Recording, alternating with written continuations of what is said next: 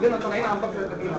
في الاستفتاء احنا مقيدين للجيش على فكره كل شيء، واحنا ورا ست الفريق عبد الفتاح السيسي في الخطوه القادمه، لان احنا محتاجين استقرار. المنوفيه طبعا زي ما حضرتك عارف كانت ضد قرارات كثيره اخرى. احنا مع الجيش، احنا مع الشرطه، احنا مع جهاز المخابرات العامه، واحنا مع الدوله المصريه، واحنا مع الاستقرار الفتره. واحنا جايين عشان نقول الرساله دي، نقولها بقى من خلال الاعلام ومن خلال سيادتنا، بحيث نوصلوا رسالتنا ان احنا هنطلع ان شاء الله في الانتخابات عشان نقول نعم للجيش المصري ليكون رئيسا باذن الله الفتره الجايه. لان هذه الانجازات بتتم هي بعد الاستقرار. واحنا بنؤيد برضه الشرطه والجيش في حربهم ضد الارهاب، لان في حرب شرسه ضد الارهاب الحقيقي.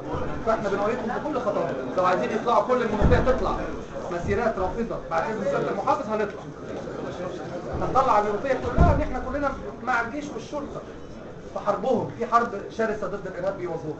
احنا عايزين نقول لهم ان احنا كدلتا تحت برضه لواء سياده المحافظ الدكتور احمد شريف، احنا كبعد شعبي يعني. احنا معاهم، احنا عايزين استقرار، احنا عايزين ننعم بانجازات. اول ما حصل استقرار بعد رحيل الاخوان اهو سيادتك شايف الافتتاحات هي بتتوالى. لا ولسه المحافظ حاطط خطط كتير يعني. فاحنا معاكم، انتوا سيادتك استخدمونا، انتوا حب استخدمونا، احنا كصوت شعبي استخدمونا. احنا وظفونا تحت طبعا قياده الدكتور احمد شريف، انتوا وظفونا سيادتك. احنا جايين نعلن رغبتنا ان احنا معاكم. انا بناخد كل حاجه، احنا معاكم. متشرفين بيكم. احنا معاكم، حرب ضد الارهاب مع الداخليه مع الجيش، كل شيء معاكم.